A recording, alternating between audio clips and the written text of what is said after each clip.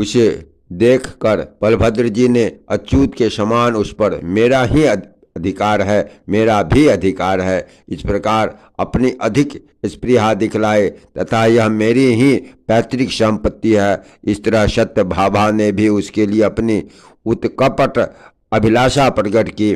भद्र और सत्य भाभा को देखकर भगवान श्री कृष्णचंद्र ने अपने को बैल और पहियों के बीच में पड़े हुए जीव के समान दोनों ओर से संकटग्रस्त देखा और समस्त यादवों के सामने वे अक्रूर जी से बोले, इस मणि रत्न को मैंने अपनी सफाई देने के लिए ही यादवों को दिखलवाया था।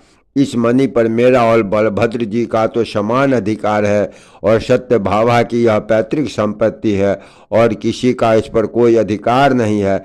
यह मणि सदा शुद्ध और ब्रह्मचर्य आदि गुणयुक्त रहकर धारण करने से संपूर्ण राष्ट्र का हित करती है और अशुद्धावस्था में धारण करने से अपने आश्रयदाता को भी मार डालती है। मेरे 16,000 स्त्रियां हैं, इसलिए मैं इसके धारण करने में असमर्थ हूँ, इसलिए सत्य भाभा भी इसको कैसे धारण कर सकती है। आर्य बलभद्र भी इसके कारण से मदिरा पान आदि संपूर्ण भोगों को त्यागना पड़ेगा। इसलिए हे दानपते, ये यादवगण, बलभद्र जी, मैं और सत्य भाभा सब मिलकर आपसे प्रार्थना करते हैं कि इसे धारण करने में आप ही समर्थ हैं। आपके धारण करने से संपूर्ण राष्ट्र का हित करेगी, इसलिए संपूर्ण राष्ट्र के मंगल के लिए आप ही इसे पूर्वत धारण कीजिए। इस विषय में आप और कुछ भी न कहें।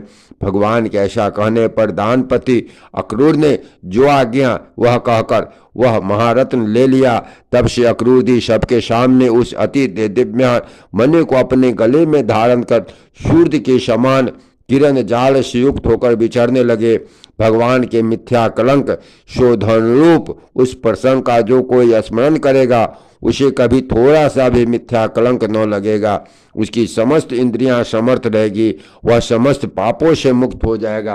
प्रेम से बोलिए श्री लक्ष्मी नारायण विष्णु भगवान की जय।